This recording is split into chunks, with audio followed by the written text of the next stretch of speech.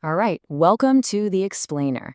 Today we're going to break down the core arguments from an episode of the YouTube commentary show, A Righteous Perspective. So the whole thing gets kicked off by this single viral moment. It's an on-campus interview, and a student makes this really definitive claim about the former president. Now, the hosts of the show, they jump on this moment. But here's the thing. It's not really to pick on the student. They use it as a kind of case study. A way to talk about a much bigger cultural trend they think is happening. So, let's get into it.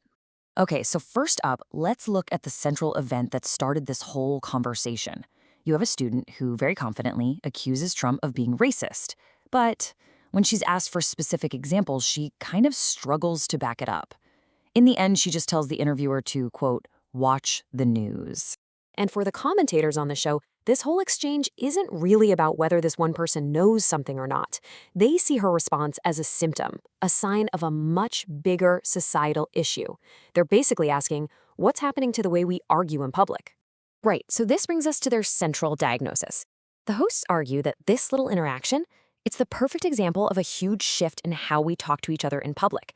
They're saying we're moving away from arguments based on logic and facts, and instead we're relying on these emotionally driven statements that don't seem to need any proof. Let's take a look at how they build that case. And they really frame this as a head-to-head battle, logic versus emotionalism. One of the hosts literally says that rampant and excessive emotionalism is taking the place of logical thought. In their view, logic is supposed to be this essential counterbalance, right? The thing that regulates our feelings and keeps things clear. From there, they narrow their focus even more. They argue that modern liberalism, specifically, has swapped out its ideology for this kind of emotionalism. And one commentator claims this has real, measurable negative impacts. They point to studies that, according to them, show liberal women experiencing higher rates of depression and anxiety, and even a lower likelihood of being happy in major areas of life like marriage and motherhood. So the big question is, how did we get here? According to the hosts, how did we end up in a place where feelings seem to be more important than facts?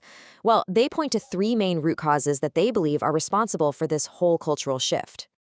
Okay, so their whole theory really comes down to these three things. First, they talk about the family structure, arguing that when a father isn't in the home, you lose that critical counterbalance to pure emotion.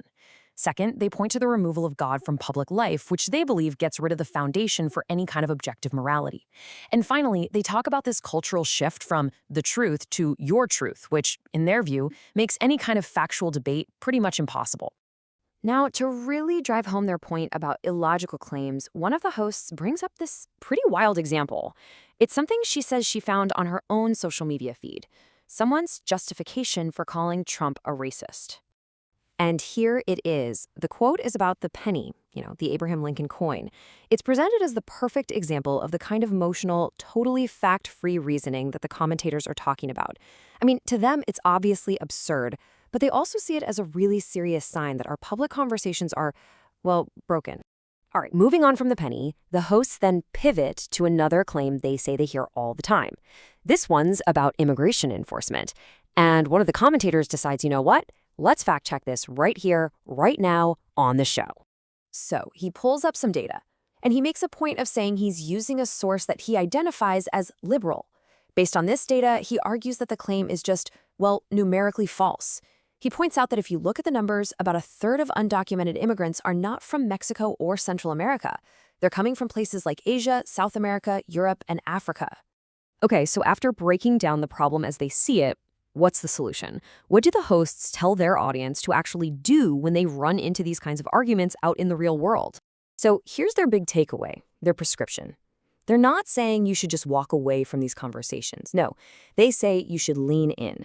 They advocate for what they call apologetics, which is basically just making a reasoned, logical defense of your position. How? By challenging claims and demanding evidence right then and there. The whole point is to try and steer the conversation away from just feelings and back to a foundation of facts.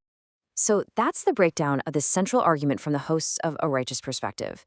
They're diagnosing this big cultural shift from logic to emotion, and they're prescribing a pretty direct evidence-based response.